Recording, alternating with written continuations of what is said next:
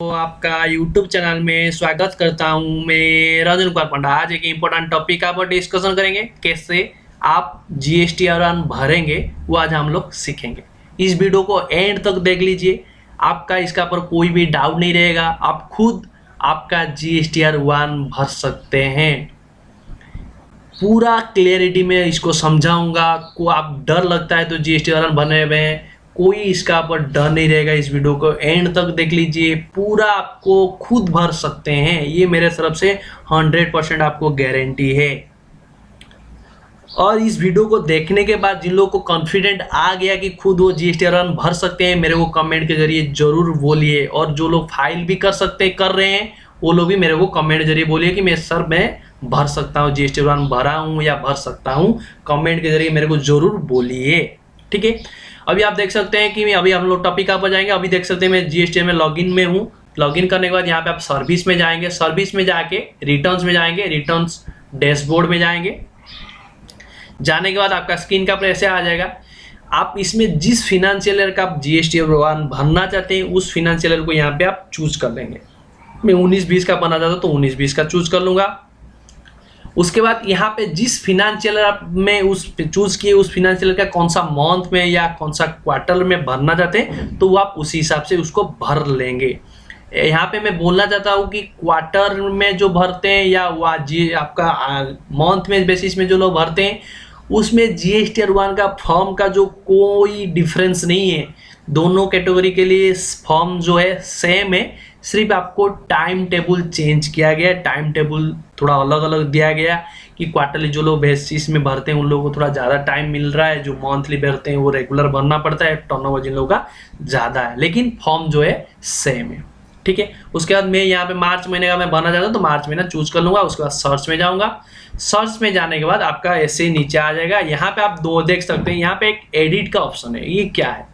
आप इस रिटर्न जो फॉर्मेट जो है क्वार्टरली बेसिस में या मंथली बेसिस में जो है, आप मान लीजिए उससे पहले मैं मंथली बेसिस मतलब मैं उसको क्वार्टरली बेसिस में चूज कर लिया था, लेकिन मैं फाइल नहीं किया था कोई भी आपका क्वार्टर बेसिस में कोई भी फाइल नहीं किया हूँ। तब यहाँ पे आप एडिट करके उसको आप मंथली चाहते हैं करने के लिए तो मंथली यहाँ पे एडिट करके कर सकते हैं। मंथली आप रिटर्न बनाना चाहते हैं तो उसको आप एडिट कर सकते हैं। लेकिन आप एक बार फाइलिंग कर दिए क्वार्टर का तब उस फाइनेंशियल ईयर का आप और चेंजेस नहीं कर सकते हैं। उसको चेंजेस फिर नेक्स्ट फाइनेंशियल ईयर में अप्रैल महीने में उसको चेंज कर सकते हैं, ठीक है।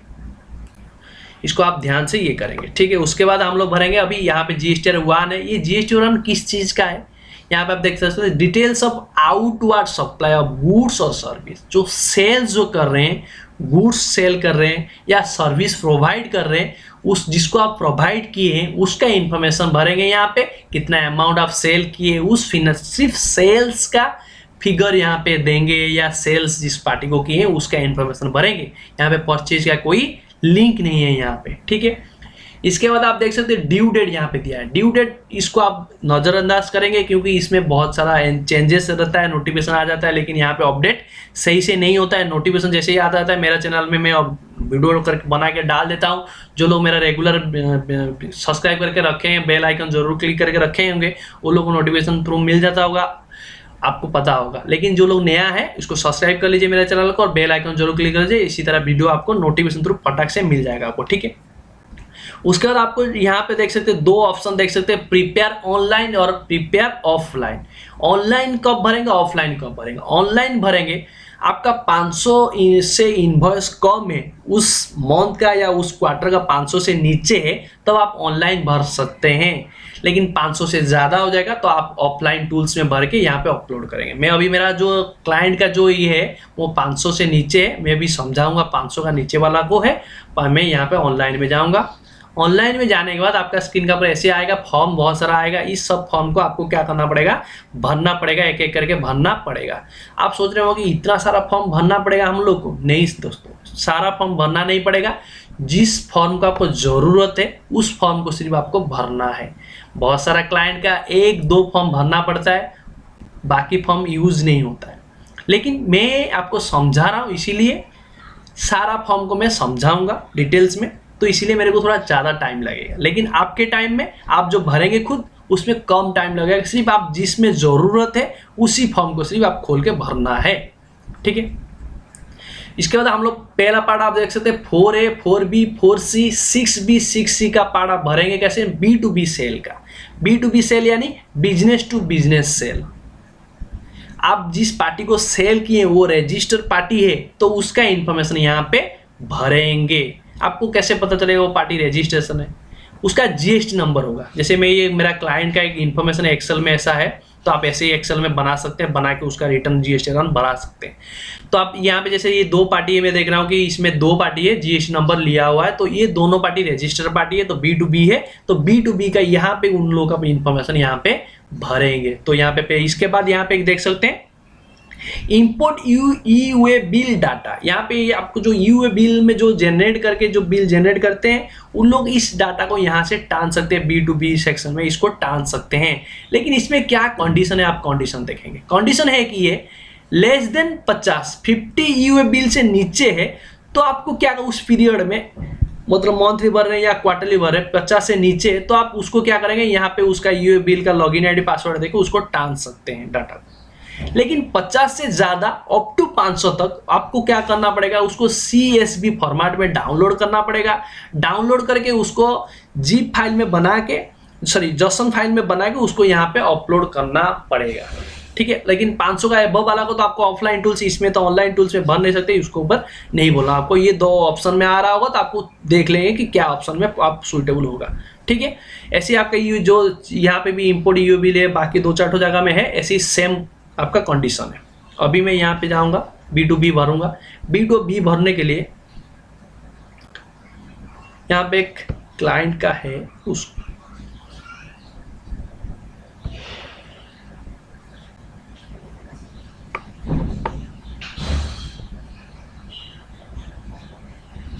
वो पिछले मंथ का कोई टाना होगा, इसमें ये नहीं है तो इसको ये सेम का इसका कोई इनवॉइस का ये नहीं दिखा रहा है तो कोई सिस्टम का एरर हो सकता है। आपका नहीं दिखाएगा तो कोई टेंशन नहीं है, आपका भी कोई उसमें दिक्कत नहीं है। इसमें मैं क्या करूँगा ना, यहाँ पे ऐड डिटेल्स में जाऊँगा।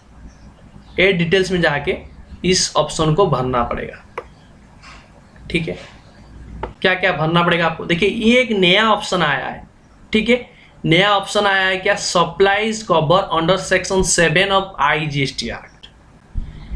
पहले ये नहीं था, अभी ये आया। क्या एक इसका काम है कि मान लीजिए मेरा जो पार्टी को जो सेल किया वो पार्टी रजिस्ट्रेशन GST रजिस्ट्रेशन है वेस्ट बंगाल, लेकिन मैं जो उसको सेल किया हूँ प्लेस ऑफ सप्लाई जो है वो उड़ीसा है, अदर स्टेट है।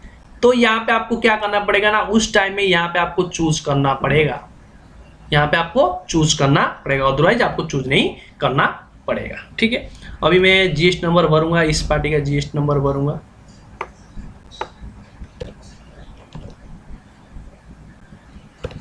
GST नंबर भर दिया। यहाँ पे GST नंबर डालना चाहती है तो GST नंबर यहाँ पे भर लिया, वो ऑटोमेटिक उसका नाम यहाँ पे मेंशन कर दिया।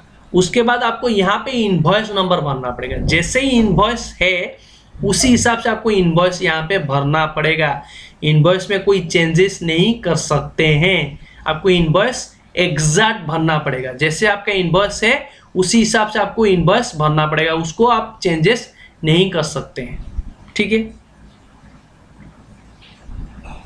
जैसे ही इनवॉइस में आपको इनवॉइस ऐसे ही आपको भरना पड़ेगा। क्या मेरा इनवॉइस नंबर है E1051, यहाँ पे मैं उसे ही भरना पड़ेगा। आपका जैसे है ऐसे ही आपको भरना पड़ेगा, एग्जैक्ट आपको भरेंगे। आप बोलेंगे कि सिर्फ नंबर भर दूंगा, वो नहीं, एग्जैक्ट जैसा इनवॉइस कॉपी में ऐसे ही आपको भरना पड़ेगा। उसके बाद यहाँ पे इनवॉइस डेट डालना पड़ेगा। इनवॉइस डेट मेरा 1 मार्च में 2020, ऐसे ही आप मैं भर लूंगा। देखिए यहाँ पे मैं जैसे स्टेट चूज करता हूँ ना, ऑटोमेटिक मेरा place of supply West Bengal आ जाता है, क्योंकि जो ना पहला जो 2 डिजिट है उसी हिसाब से आपका स्टेट कोड है, उसी हिसाब से वो टाल लेता है। जब आपका ये प्लेस ऑफ सप्लाई नहीं होगा तो आप अदर ये हो तो यहाँ पे आपको चूज कर लेंगे, ठीक है। प्लेस ऑफ सप्लाई को आप ध्यान देके भरेंगे, ठीक है। उसके बाद यहाँ पे टोटल इनवॉइस वैल्यू, यहाँ पे टोटल इनवॉइस में बहुत सारा आदमी का रहता है इसमें कंफ्यूजन की टैक्सेबल वैल्यू यहाँ पे ले लेते हैं। नहीं दोस्तों, यहाँ पे टोटल इनवॉइस वैल्यू यानी टैक्सेबल वैल्यू प्लस आपका टैक्स फिगर जोड़ के यहाँ पे आप लेंगे, टोटल इनवॉइस वैल्यू लेंगे। यानी आपको ये टैक्सेबल वैल्यू प्लस ये CGST है, GST बाय IGST जो होगा तो उसका ये वैल्यू लेंगे, टोटल वैल्यू लेंगे आपका 21240, यहाँ पे लेंगे ले लिए। उसके बाद आपको देखिए यहाँ पे स्टेट जो इंटर स्टेट है यहाँ पे आ गया ऑटोमेटिक, वो ले लिया क्योंकि आपका जो कोड का हिसाब से इसी हिसाब से आपको वहाँ पे CGST SGST का ऑप्शन दे दिया होगा, ऑटोमेटिक CGST SGST का ऑप्शन आ गया होगा, ठीक है। उसके बाद यहाँ पे आप देख सकते हैं सप्लाई अट्रैक्ट रिवर्स चार्ज। इसमें क्या है, रिवर्स चार्ज का क्या बात बोल रहा है, ये जो आप परचेज वाला रिवर्स चार्ज नहीं है, ये सेल्स वाला रिवर्स चार्ज। आप जिसको सेल किए, जिस आइटम का आप सेल किए वो रिवर्स चार्ज मैकेनिज्म में आ रहा है क्या, तब जब आ रहा है तो आप यहाँ पे टिक करेंगे, नहीं आ रहा है तो यहाँ पे टिक नहीं करेंगे। सिर्फ सेल्स के टाइम आप लोग जो GST रिटर्न भर रहे हैं सिर्फ सेल्स का भर रहे हैं, तो इसलिए आप परचेज का ध्यान इसमें नहीं देंगे। आप जो सेल कर रहे हैं वो रिवर्स चार्ज में आ रहा होगा तो आप यहाँ पे चूज करेंगे। और कुछ आपका गवर्नमेंट आपको डिफरेंट नोटिफिकेशन का थ्रू आपको रेट कुछ अलग दिया होगा तो GST रेट, तो आप यहाँ पे चूज करेंगे, अदरवाइज आपको कुछ चूज नहीं करना पड़ेगा। ये जो मेरा सेल्स जो है 18% है, मैं यहाँ पे 18% में चूज कर लूंगा। मेरा ये टैक्सेबल वैल्यू कितना है, 18,000 है, मैं तो यहाँ पे 18,000 ले लूंगा। जैसे 18,000 यहाँ पे टाइप करूंगा ऑटोमेटिक वो टैक्स कैलकुलेशन कर लेगा। उसके बाद मैं इसको क्या करूंगा ना, सेव कर लूंगा, सेव कर लूंगा। ऐसे ही कभी कभी सिस्टम बहुत स्लो रहता है, उसको ये को डाटा को ठीक से नहीं टानता है कभी कभी, इसीलिए मैं बोलता हूँ कि आपको हाथ में पूरा एंड का दिन में आप मत भरिए। इसको क्या करेंगे ना, आपका हाथ में टाइम लेके उसको भरेंगे, 1-2 दिन टाइम लेंगे लेके उसको भरेंगे, क्योंकि आप एंड मोमेंट में भरेंगे ना सर्वर बहुत जाम हो जाता है। ये वाला ले लिया। अभी आपको फिर और एक मेरा GST नंबर है क्या, और मेरा एक है रजिस्टर पार्टी है, तो उसका भी इंफॉर्मेशन भरूंगा। तो मैं बैक कर लूँगा, यहाँ पे बैक करके उसके बाद मैं यहाँ पे एड डिटेल्स में जाऊँगा। जाके सर्वर बहुत स्लो रहता है कभी कभी, तो आपको लास्ट मोमेंट तो नहीं रहेंगे। उसके बाद इसका भी GST नंबर सेम प्रोसेस है, इसका भी सेम प्रोसेस है। GST नंबर ये कर लेंगे, मैं और बोल नहीं रहा, आपका सेम प्रोसेस है। उसका यहाँ पे ये कर लेंगे, उसका ऑटोमेटिक नाम मेंशन कर देगा। उसके बाद इनवॉइस नंबर उसका ले लेंगे E1061, ठीक है। Invoice date 21 March 2020, place of supply automatic ले लिया। उसके बाद इनवॉइस उसका डेट यहाँ पे देख लिए 21, ठीक है। उसका ये हो गया। अभी अमाउंट कितना है, इनवॉइस अमाउंट कितना है, टोटल 17,700 यहाँ पे ले लेंगे, 17,700, ठीक है। ऐसे आप भर लेंगे। उसके बाद सारा चीज़ में बोल दिया और नहीं बोला मैं, ये भी मेरा 18% का है तो यहाँ पे डाल दूंगा। उसका ये वैल्यू कितना है, टैक्सेबल वैल्यू कितना है, 15,000, तो यहाँ पे 15,000 डाल दिया। उसके बाद इसको सेव करना है, सेव आपको ध्यान से करना पड़ेगा, ठीक है। ये कर लिए। अभी आपको ये मेरा और नहीं है, आप मेरा GST पार्टी नहीं है, 2 ही GST पार्टी था, B2B वाला मेरा इंफॉर्मेशन यहाँ पे भरना खत्म हो गया। इसको मैं बैक कर लूँगा।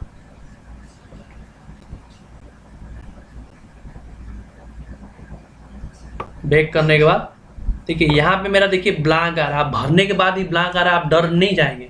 ये अपडेट होने में टाइम लगता है, सिस्टम बहुत स्लो रहता है, अपडेट होने में टाइम लगता है, इसमें कोई टेंशन लेने का बात नहीं। आप भर लिए तो ये बात हो गया है।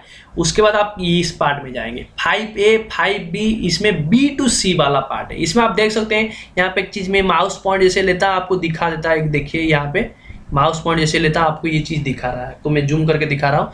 इसमें क्या चीज़ लेंगे, B2C का जो लार्ज सेल, यानी आपका B2C सेल जो है, यानी ऑन रजिस्टर पार्टी को जो सेल किए हैं वो आपका अदर स्टेट में है, इंट्रा स्टेट। यहाँ पे आप देख सकते हैं लिख रहा है ब्रैकेट में है, यहाँ पे इंट्रा स्टेट है।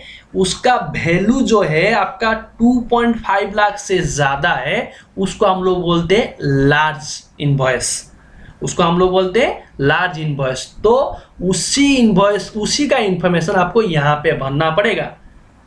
2.5 से ज़्यादा है और अदर स्टेट में आप सेल किए, वो पार्टी B2C है, यानी ऑन रजिस्टर पार्टी है। आप जिस पार्टी को सेल किए वो ऑन रजिस्टर है, उसका जो इनवॉइस कॉपी जो है, उसका इनवॉइस जो है, उस इनवॉइस का वैल्यू 2.5 लाख से ज़्यादा है और अदर स्टेट का है। तब आपको यहाँ पे उसका इन्फॉर्मेशन भरना पड़ेगा। क्या इन्फॉर्मेशन भरना पड़ेगा मेरा नहीं है, कैसे आपको दिखाने के लिए। यहाँ पे देखिए एड डिटेल्स जाएंगे, एड डिटेल्स जाने के बाद आपको यहाँ पे प्लेस ऑफ सप्लाई, उसका invoice number, invoice date, total invoice value, कौन सा रेट में आप भरना है, कौन सा रेट में उसको सेल किए, उस रेट को भर के उसको सेव कर लेंगे।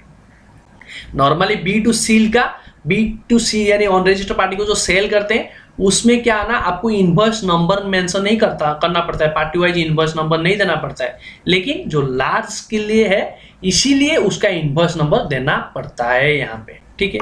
उसका समझ में आ गया। अभी ये 9B क्या है, क्रेडिट और डेबिट नोट रजिस्टर पार्टी का। ये जो आप इसका जो भरे हैं B2B का जो भरे हैं उस एग्नेस्ट, ये तो आप ग्रॉस में लिए तो उसका एग्नेस्ट में डेबिट नोट क्रेडिट नोट कुछ होगा तो आप यहाँ पे भर लेंगे, डेबिट नोट क्रेडिट नोट यहाँ पे भर लेंगे। ऐसे 9B का क्या है, ये ऑन रजिस्टर का है। ऑन रजिस्टर का ये डेबिट नोट क्रेडिट नोट, यानी ये जो इसका जो आप भरे हैं इसका यहाँ पे डेबिट नोट क्रेडिट नोट भरेंगे। ये जो लार्ज वाला जो इसका भरे हैं उसका एग्नेस्ट में डेबिट नोट क्रेडिट नोट आया होगा तो उसका यहाँ पे भरेंगे, ना कि B2C का अदर जो है लार्ज को छोड़ने के बाद जो बाद बाकी जो B2C सेल है आप बोलेंगे यहाँ पे ऑन रजिस्टर लिखा है तो ऑन रजिस्टर वो भी ऑन रजिस्टर है, नहीं, यहाँ पे सिर्फ ऑन रजिस्टर मीन्स यहाँ पे जो लार्ज वाला का जो है उस इनवॉइस में आपका कुछ क्रेडिट नोट डेबिट नोट है तो आप यहाँ पे भरेंगे, लेकिन अदर जो आपका जो सेल कर रहे हैं ऑन रजिस्टर पार्टी को उसका इंफॉर्मेशन यहाँ पे नहीं भरना है, ठीक है। उसके बाद एक्सपोर्ट कुछ सेल कर रहे हैं तो एक्सपोर्ट का इनवॉइस का यहाँ पे इंफॉर्मेशन देंगे। ये जो ये आपका इंपोर्ट हुए है तो यहाँ पे मैं समझा देता और नहीं समझा रहा हूँ। यहाँ पे एक्सपोर्ट को कुछ कर रहे हैं तो एक्सपोर्ट का इनवॉइस का डिटेल्स ऐसे भरेंगे। उसके बाद यहाँ पे देखेंगे 9A में क्या है, amendment B2B invoice. B2B amendment क्या इनवॉइस, आप जो यहाँ पे भरे हैं कुछ पिछले मंथ में भरे थे या पिछले क्वार्टर में भरे थे उसमें कुछ एरर है या कुछ चेंजेस करना है तो आप यहाँ पे जाके उसको चेंजेस कर सकते हैं, यहाँ पे आपको चेंजेस करना पड़ेगा। ऐसे यहाँ पे 9A में ये क्या है, अमेंडमेंट किसका कर सकते हैं, यानी ये जो लार्ज का आप भरे थे B2C वाला जो लार्ज का भरे थे उसका कुछ अमेंडमेंट करना चाहते हैं, प्रीवियस में जो भरे थे उसको अमेंडमेंट करना चाहते हैं तो अमेंडमेंट में भर सकते हैं। मैं एक चीज आपको अमेंडमेंट वाला खोल के दिखाता हूँ क्या कर सकते हैं। इसमें तो मान लीजिए अमेंडमेंट कुछ है, B2B सेल वाला में प्रीवियस मंथ में कुछ एरर किया था या कुछ फिनेंशियल एरर में पिछले फिनेंशियल में उसको ये किया था, उसमें आप इस फिनेंशियल को चूज कर लेंगे, जिस फिनेंशियल में होगा उस फिनेंशियल चूज कर लेंगे और एग्जैक्ट इनवॉइस नंबर डालेंगे। इसीलिए मैं बोलता हूँ जैसा इनवॉइस नंबर आपका इनवॉइस कॉपी में है उसी इनवॉइस में सब जगह डालेंगे, ठीक है। तो इनवॉइस नंबर डाल के अमेंडमेंट इनवॉइस में क्लिक करके उसको जो आपका जो फिगर चेंजेस करना है अमेंडमेंट कर सकते हैं, ठीक है। यहां तक बोल दिया। ये लार्ज के लिए अमेंडमेंट ये हो गया। अमेंडमेंट ये जो है एक्सपोर्ट इनवॉइस, जो आप ये जो एक्सपोर्ट का जो सेल है इसका जो है उसका अमेंडमेंट यहाँ पे कर सकते हैं। ऐसे 9C में क्या है, अमेंडमेंट जो क्रेडिट नोट और डेबिट नोट का अमेंडमेंट कर सकते हैं। रजिस्टर का जो रजिस्टर का यहाँ पे जो भरे हैं उसका कोई प्रीवियस मंथ में भरे थे उसका भी कोई चेंजेस करना है, एडिटिंग करना है, मतलब उसका अमेंडमेंट करना है तो आप उसमें जाके यहाँ पे आपको अमेंडमेंट कर सकते हैं, ठीक है। कहाँ पे जाके अमेंडमेंट कर सकते हैं, ये वाला में आपको अमेंडमेंट कर सकते हैं, ठीक है। 9C में अमेंडमेंट कर सकते हैं। ऐसे ही सेम है 9C का भी अमेंडमेंट कर सकते हैं। 9C में जो credit note debit note on register जो है आपका जो लार्ज वाला जो है, लार्ज के लिए जो आप भरे थे आप आपका B2C जो लार्ज वाला का है उसमें जो आपको क्रेडिट नोट डेबिट नोट मिला था उसका अमेंडमेंट कुछ करना है तो आप यहाँ पे कर सकते हैं।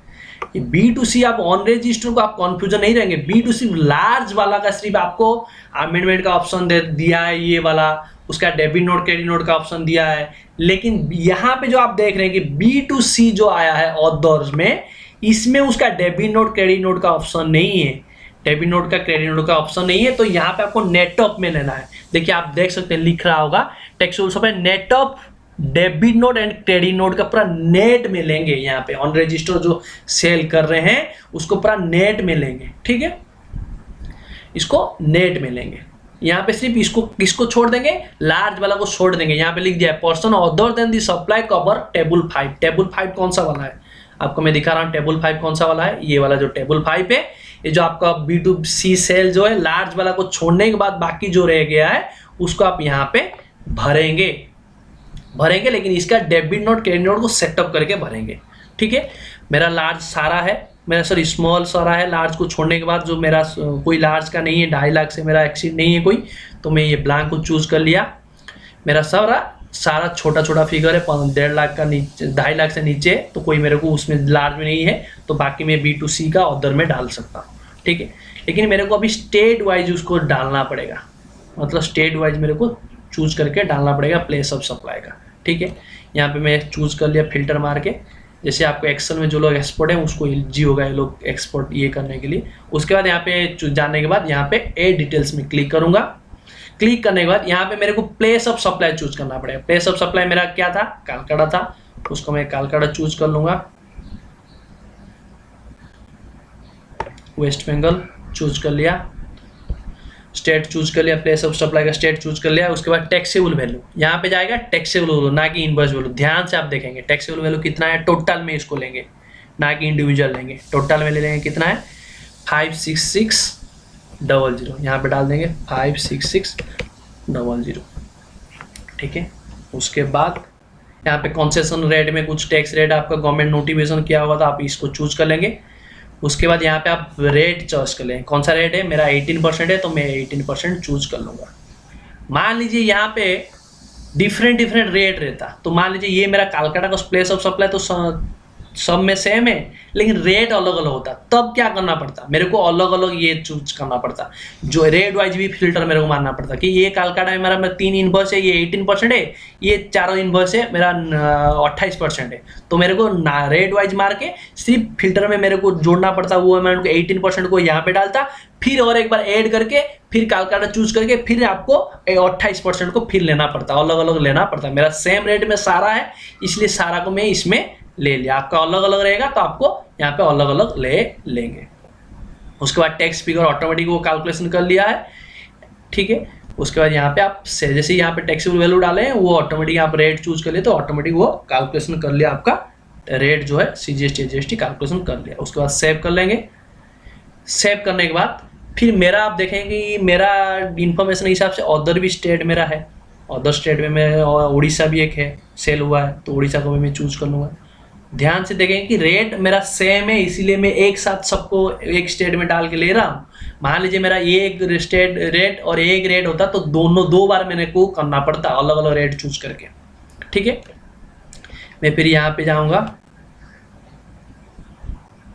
वहाँ पे ये किसका भर रहे थे, B2C में और 10 में भर रहे थे, एड डिटेल्स में भरेंगे। एड डिटेल्स में जाके यहाँ पे प्लेस वे उड़ीसा पकड़, उड़ीसा ये करेंगे, चूज करेंगे, उड़ीसा चूज कर लिए। उसके बाद टैक्सेबल वैल्यू कितना है मेरा, टैक्सेबल वैल्यू मिला गया और सेम रेट है इसलिए मैं एक साथ डाल रहा हूँ। अलग रेट होता, अलग रेट का सेल होता तब मैं अलग अलग करके डालता। यहाँ पे 30,000 है, 30,000 है, डाल दिया। उसके बाद ये कंसेशन वाला तो मैं समझा दिया और नहीं बोल रहा हूँ। यहाँ पे रेट मेरा 18% है ये, तो 18% चूज करूँगा, टैक्स ऑटोमेटिक आ गया, ठीक है। इसको सेव कर लूँगा। सारा मेरा खत्म हो गया है, ठीक है। मेरा टैक्स रेट भी आ गया, ये IGST था, ये CGST GST में था मेरा। देखिए ये IGST में मेरा था उड़ीसा, ये था प्लेस ऑफ सप्लाई, IGST का था, ये था मेरा IGST का फिगर, बस ले लिया है। अभी दोनों फिगर आ गया है, दोनों जितना भरे थे भर के बैक कर लेंगे। बैक करने के बाद ये पार्ट में भर लिया, ठीक है। इसका जो इंपोर्ट यूएल समझा दिया था वैसी सेम प्रोसेस है, ठीक है। उसके बाद यहाँ पे देखेंगे 8A 8B 8C और 8D, इसमें क्या है ना, नील रेटेड सप्लाई जो है, nil rated supply, exempted and non GST outward sales जो है उसका इन्फॉर्मेशन यहाँ पे भरेंगे। मेरा केस में नहीं है, आपका होगा तो यहाँ पे आप भरना जरूर भरेंगे, ठीक है। उसके बाद यहाँ पे 11A सबसेक्शन 1 11A2 इसका क्या है ना, इसमें टैक्स लाइबिलिटी हो रहा है एडवांस रिसीव। एडवांस रिसीव जो किए हैं उसका ऊपर आप इनवॉइस इशू नहीं किए हैं, एडवांस रिसीव किए हैं, उसका ऊपर टैक्स आपका लाइबल कुछ हो रहा है, लाइबिलिटी कुछ हो रहा है, तो आपको उसका इन्फॉर्मेशन यहाँ पे भरेंगे, कितना एडवांस रिसीव किए उस अमाउंट सारा यहाँ पे भरेंगे। देन नेक्स्ट पार्ट में ये जो है इसमें क्या भरना पड़ेगा आपको, एडवांस जो रिसीव किए थे उसका एडजस्टमेंट, कितना एडजस्टमेंट किए, कैसे एडजस्टमेंट किए हैं उसका इन्फॉर्मेशन यहाँ पे भरेंगे। उसके बाद यहाँ पे HSN वाइज समरी भरेंगे, आउटवर्ड सप्लाई का HSN समरी यहाँ पे भरेंगे। कैसे यहाँ पे भरेंगे मैं दिखाता हूँ। HSN समरी में यहाँ पे क्लिक करने के बाद एड में जाएंगे, एड डिटेल्स में यहाँ पे HSN नंबर डालेंगे। आपका HSN नंबर जितना डिजिट का है आप उसी डिजिट में डालेंगे। मेरे पास 2 डिजिट है, अब मैं 2 डिजिट में डाल रहा हूँ, आपका जितना होगा तो यहाँ पे डाल देंगे, या डिस्क्रिप्शन जो है आपका उसको आप यहाँ पे चूज कर लेंगे। चूज करने के बाद यहाँ पे किसी में किसको आपका जिस कैटेगरी में आ रहा है, किसका बॉक्स में आ रहा है, किसमें बैग में आ रहा है, जिसका कैटेगरी में जो आएगा वो चूज कर लेंगे, जिस कैटेगरी में वो आ रहा है। मेरा अदर्स में आ रहा है तो मैं अदर्स चूज करूँगा, आपका जिस कैटेगरी होगा आप उसी कैटेगरी में चूज कर लेंगे। टोटल कितना क्वांटिटी है।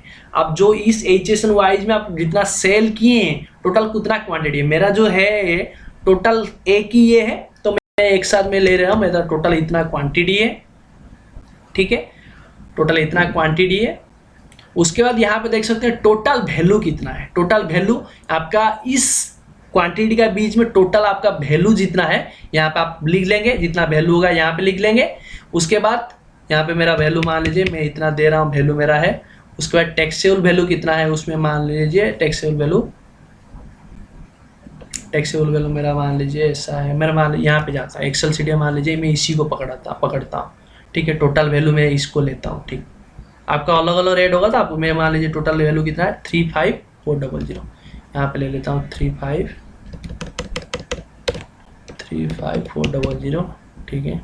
टैक्सेबल वैल्यू कितना है 30,000 है, ठीक है। IGST सारा मेरा IGST में 5,400, ठीक है, और बाकी कुछ नहीं है तो मैं इसको ये करूँगा ऐड में क्लिक कर दूंगा, ये ऐड हो गया। ऐसे अलग और HSN होगा तो फिर ऐड डिटेल्स में जाके फिर उसको सेव कर लेंगे, सेव करने के बाद फिर ऐड डिटेल्स में जाएंगे, ऐड डिटेल्स करेंगे, फिर और एक HSN नंबर डालेंगे, डाल के फिर उसको ये कर सकते हैं। मेरा एक ही है इसीलिए मैं ये कर रहा हूँ, आप उसको कर लेंगे जिस हिसाब से आपको समझाया उस हिसाब से सेल्स का इन्फॉर्मेशन वहाँ पे HSN का समरी दे देंगे। उसके बाद यहाँ पे डॉक्यूमेंट इन्फॉर्मेशन देना पड़ेगा 13 नंबर में। डॉक्यूमेंट इन्फॉर्मेशन क्या क्या डॉक्यूमेंट देना पड़ता है, इनवॉइस आप इशू किए उसका इन्फॉर्मेशन, ऑन रजिस्टर पर्सन को जो इतना ये किए वो इनवॉइस उसका भी देना है, आपका रिवाइज कुछ किए इनवॉइस उसका इन्फॉर्मेशन देना पड़ेगा, डेबिट नोट का उसका डॉक्यूमेंट नंबर देना पड़ेगा, क्रेडिट नोट का दे सकते हैं, रिसीव वाउचर ये सारा का देना पड़ेगा। मेरा अभी मैं सेल्स जो किया हूँ इसमें मैं ऐड कर लेता हूँ, ठीक है। जितना मैं सेल किया हूँ इनवॉइस मेरा उस मंथ का या उस क्वार्टर का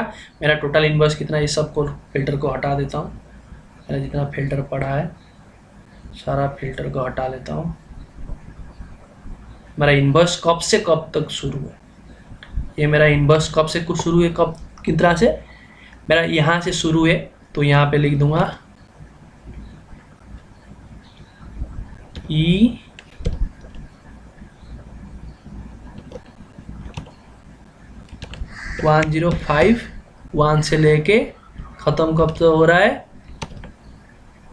E1061 ख़त्म हो रहा है। टोटल इनवॉइस कितना है यहाँ पे डाल देंगे, टोटल इनवॉइस मेरा कितना है ये 11 ठो है, 11 डाल दूंगा, ठीक है। कैंसिल में कितना है 0 है, मेरा कैंसिल कुछ नहीं है, कैंसिल आपका होगा तो आप यहाँ पे कैंसिल जितना है उतना डाल देंगे तो इस हिसाब से वो टोटल में आपको टोटल नंबर अब यहाँ पे दिखा देगा नेट इशू कितना है। उसके बाद कुछ अलग कुछ इनवॉइस नंबर का सीरियल जो लोग का अलग है यहाँ पे ऐड कर लेंगे, करके उसको भी दे के लास्ट में जाएंगे, लास्ट पार्ट में जाके उसको सेव कर लेंगे, सेव करके उसको क्या करेंगे ना बैक कर लेंगे, ये आपका इन्फॉर्मेशन सेव हो गया, ठीक है। ऐसे करने के बाद फिर नेक्स्ट पार्ट हम लोग भरेंगे, 13 हो गया, अभी हम लोग भरेंगे।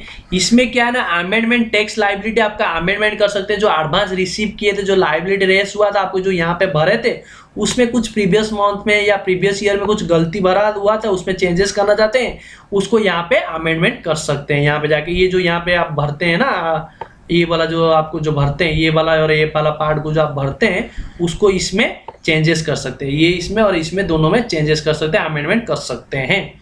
उसके बाद यहाँ पे है amendment B2C authors. B2C authors यानी आप जो यहाँ पे भरे हैं प्रीवियस मंथ में या प्रीवियस ईयर में जो भरे थे उसमें कुछ चेंजेस करना है, कुछ अमेंडमेंट करना है तो आप इसमें जाके अमेंडमेंट कर सकते हैं। मेरा कुछ नहीं है तो आपका होगा तो यहाँ पे आप अमेंड कर सकते हैं। इसमें क्या है ना प्रीवियस मंथ में या प्रीवियस ईयर में जो एरर हुआ है उसको आप चेंजेस करने के लिए बहुत आपको स्कोप मिलता है, लेकिन आपको टाइम में चेंजेस कर लेना जरूरी है। टाइम बाहर हो जाएगा तो आप चेंजेस नहीं कर सकते, ठीक है।